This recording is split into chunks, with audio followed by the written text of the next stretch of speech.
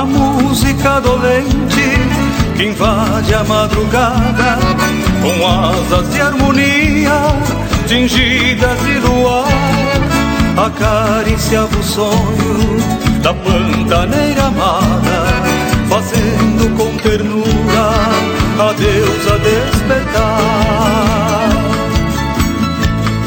Um triste violeiro cantava docemente, surgindo entre as flores de um lindo roseiral, e as lágrimas da noite caíam lentamente, cobrindo o velho pinho com gotas de cristal.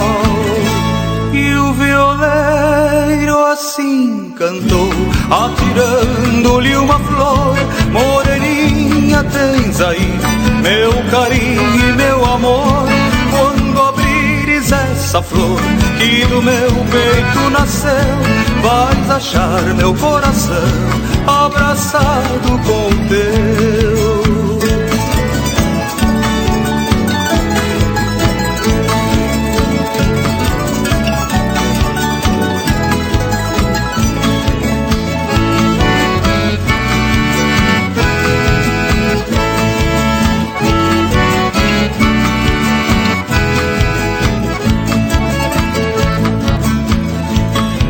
Ouvindo a melodia do violeiro encantado, a moça pantaneira chorou de emoção.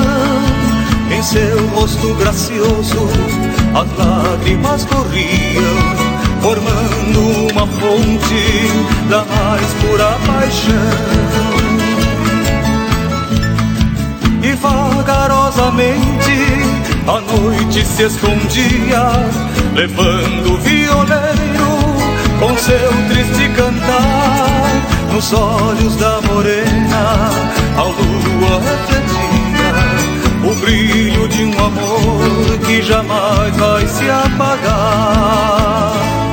E o violeiro assim cantou, atirando-lhe uma flor: moreninha, tens aí meu carinho e meu amor. Quando abrires essa flor que do meu peito nasceu, vais achar meu coração abraçado com o teu.